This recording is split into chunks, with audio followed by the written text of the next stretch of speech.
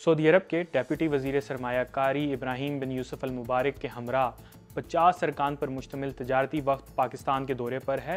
ये वफ़द पाकिस्तान का दौरा क्यों कर रहा है? वफाकी हुकूमत का कहना है कि इस 3 दिन के विज़िट का मकसद पाकिस्तान में मौजूद बिजनेस अपॉर्चुनिटीज़ पर इन दोनों मुल्कों के इन्वेस्टर्स के आपस के ताल्लुकात को बेहतर बनाना है।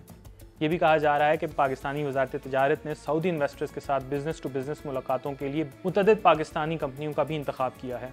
ये सब गुज़श्ता महीने सऊदी वज़ीर ख़ारजा के विज़िट और इससे पहले वज़ीर आज़म शहबाज शरीफ और सऊदी वली अहद मोहम्मद बिन सलमान के दरमियान मक्का मुकरमा में होने वाली मुलाकात के बाद हो रहा है। अब बड़ा सवाल ये है कि सऊदी अरब पाकिस्तान में इन्वेस्टमेंट क्यों करना चाह रहा है। हमने इस सिलसिले में कुछ मुआशी तजियाकारों से बात की।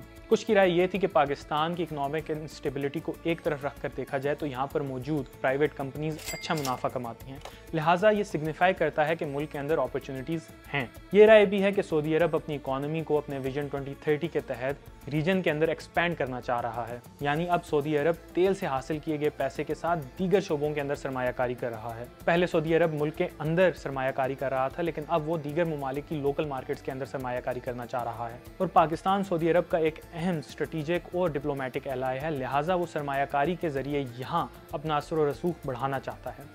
माजी में सऊदी अरब पाकिस्तान की इमदाद करता रहा है, लेकिन तजियाकारों का कहना है कि इमदाद की ये पॉलिसी अब सऊदी अरब ने ख़त्म कर दी है और वो पाकिस्तान के अंदर इन्वेस्टमेंट करना चाह रहा है।